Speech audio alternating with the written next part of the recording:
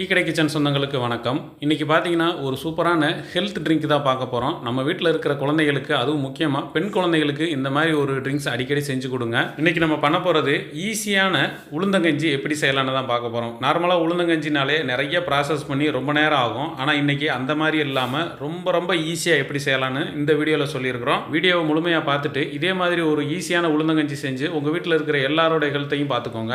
வணக்கம். நீங்கள் நம்ம டீ கடை கிச்சனில் டீ காஃபிக்கு பதிலாக ஒரு உற்சாக பானம் தான் நம்ம ரெடி பண்ண போகிறோம். அதுக்கு எடுத்தோடனே ஒரு மிக்சி ஜாரு பெருசாக எடுத்து வச்சுக்கோங்க. இருக்கிற பெரிய மிக்சி ஜாரு. இப்போ நம்ம இங்கே உளுந்தம்பருப்பு ஒரு 100 கிராம் எடுத்து நம்ம கிட்டத்தட்ட ஒரு மணி நேரம் ஊற வச்சுருக்கோம். இதை 2-3 தடவை கழுவிட்டோம். நல்லா ஊறிடணும். ஊறின உளுந்தம்பருப்பை கழுவிட்டு இப்போ நம்ம இதை மிக்சி ஜாரில் சேர்க்க போகிறோம். 100 கிராம் மெஷர்மெண்ட்டில் வந்து அரை கப்புக்கும் கொஞ்சம் கம்மியாக தான் வரும். அரை கப்புன்னா 125 கிராம் வந்துடும். நம்ம வந்து அரை கப்புக்கும் கம்மியாக தான், அதாவது வெயிட்டில் வந்து 100 கிராம் கரெக்டாக போட்டிருக்கோம். இப்போ நம்ம எல்லாத்தையுமே இந்த மிக்சி ஜாரில் சேர்த்துடலாம். இப்போ நம்ம தண்ணி இல்லாமல் தான் இதில் சேர்த்துருக்கோம். இப்போ இதை நம்ம வந்து குறைப்பாக நல்லா அரைச்சிட்டு வந்துடுவோம். இப்போ இந்த மிக்சி ஜாரில் நம்ம உளுந்து சேர்த்து முதல் ரவுண்டு தண்ணி சேர்க்காமல் இந்த மாதிரி அரைச்சிக்கணும். அப்படின்னா தான் நமக்கு நல்லா அரைப்பட்டு வரும். இப்போ நம்ம தண்ணி சேர்த்துக்கலாம். தண்ணி கொஞ்சம் கொஞ்சமாக சேர்த்து நல்லா இது ஒரு பால் டைப் வர்ற மாதிரி நம்ம அதை அரைச்சி எடுக்கணும். இப்போ நம்ம ஒரு 100 ml தண்ணி சேர்த்து இந்த அளவுக்கு அரைச்சிருக்கோம். இன்னும் நமக்கு லிக்விடாக வேணும். அப்போ நம்ம இன்னும் தண்ணி சேர்த்து அரைக்கணும். நம்ம முதையே தண்ணி சேர்த்து அரைச்சிட்டோம்னா நமக்கு அந்த உளுந்து அரைப்பட்டு வராது. அதனால தான் நம்ம 2-3 தடவையாக நம்ம தண்ணி சேர்த்து அடிக்கிறோம். இப்போ ஒரு 200 ml தண்ணி சேர்த்துருக்கேன். இதையும் நல்லா அரைச்சி பால் மாதிரி கொண்டு வந்துடணும்.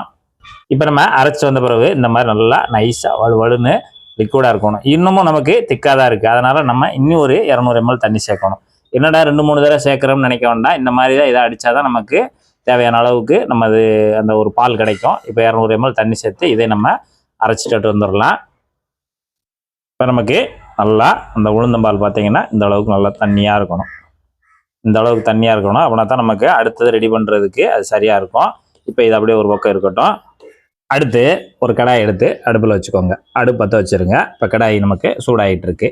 இப்போ நம்ம ஏற்கனவே அரைச்சி வச்சுருக்கக்கூடிய அந்த உளுந்தம்பால் இப்போ நம்ம கடாயில் வந்து இந்த உளுந்தம்பாலை ஊற்றிக்கலாம். இந்த மாதிரி கொஞ்சம் அப்படியே லிக்விடாக தண்ணியாக இருக்கணும். இப்போ நம்ம ஜாரில் இருக்க எல்லாத்தையுமே உள்ளே சேர்த்துடலாம். எல்லாத்தையும் நல்லா வலிச்சுட்டு சேர்த்துருங்க. கொஞ்சம் ஒட்டிக்கிட்டு இருந்தால் லேசாக ஒரு 50 ml தண்ணி கூட சேர்த்து கூட நீங்கள் கொஞ்சம் லேசாக அலசிட்டு கூட ஊற்றிக்கலாம். ஒன்றும் தவறில்ல.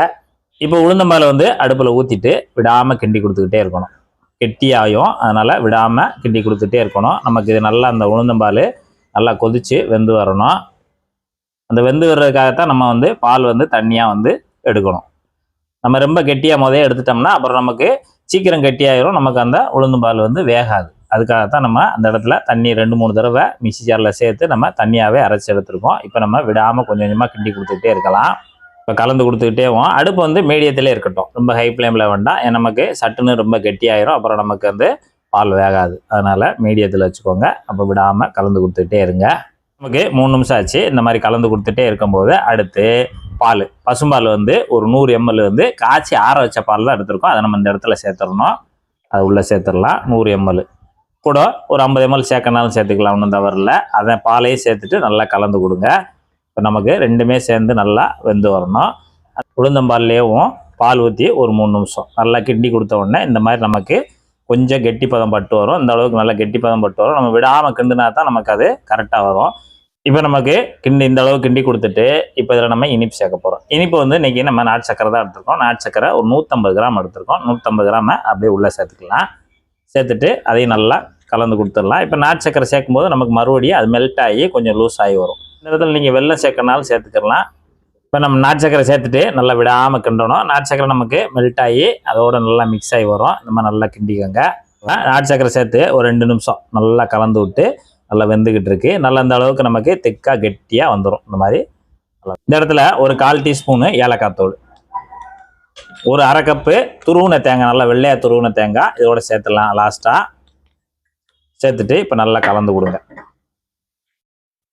இப்போ நமக்கு மொத்தமாக 10 நிமிஷம் தேவைப்பட்டிருக்கு. 10 நிமிஷமாக நம்ம கிண்டி கொடுத்து சூப்பராக வெந்து ரெடி ஆயிடுச்சு. இந்த அளவுக்கு வெந்து ரெடி ஆனவுடனே நம்ம ஸ்டவ் ஆஃப் பண்ணிடலாம்.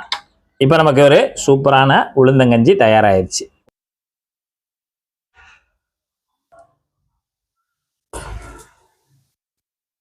வா